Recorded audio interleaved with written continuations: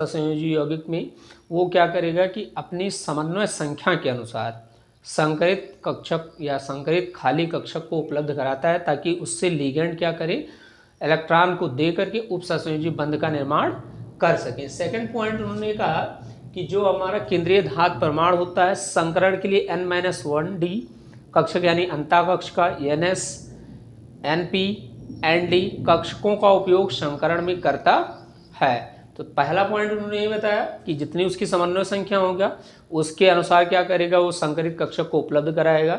दूसरा कि संकरण के लिए क्या करते हैं कि N-1D, NS, NP और ND कक्षक का उपयोग करते हैं। कौन? केंद्रीय धातु परमाणु। किसमें? संकरण की प्रक्रिया में।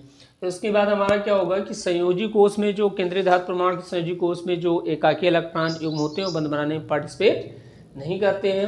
फिर यदि मान लीजिए जटिल आयन के पास क्या है, अयुग्मित इलेक्ट्रॉन है, जटिल आयन के पास क्या है, अयुग्मित इलेक्ट्रॉन है, तो उसके लिए वो क्या होगा, वो यौगिक हमारा अनुचुंबकीय होगा, पैरामैग्नेटिक होगा। और अगर कंपाउंड के पास क्या है कि युग्मित इलेक्ट्रॉन है तो वो हमारा प्रतिचुंबकीय होता है। वो कैसा होता है?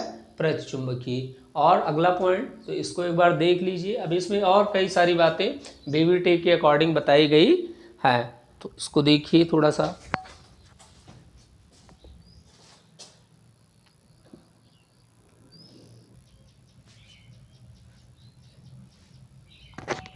एक बार इसको देख करके पूरा आप लिख सकते हैं।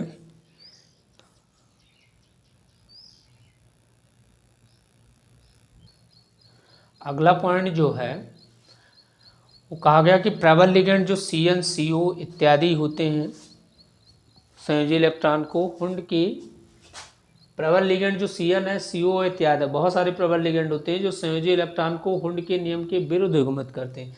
मतलब ये है कि अगर केंद्रीय धातु परमाणु के पास प्रबल लिगेंड है तो वहाँ पर इलेक्ट्रॉन का जो क्या होगा, युग्मन होगा, वो हुंड के नियम के विरुद्ध होता है। जैसे हुंड का नियम ये कहता है कि किसी भी कक्षक में इलेक्ट्रॉन तब तक युग्मित नहीं होंगे जब तक कि सभी कक्षकों में एक एक इलेक्ट्रॉन न भर जाएं। मतलब क्या कि सबसे पहले हर कक्षक जितने भी ऑर्बिटल हैं उस ऑर्बिटल में क्या हो कि हर कक्षक में एक एक इलेक्ट्रॉन होंगे। जब एक एक इलेक्ट्रॉन सब में भर जाएगा तब उसका युग्मन होना प्रारंभ होता है।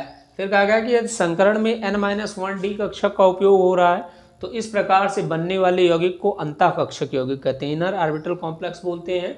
और इस प्रकार के यौगिकों में क्या होता है कि जो इलेक्ट्रॉन का युग्मन होता है वो हुंड के विपरीत नियम के अनुसार, मतलब हुंड कहते हैं पहले एक एक भरना चाहिए लेकिन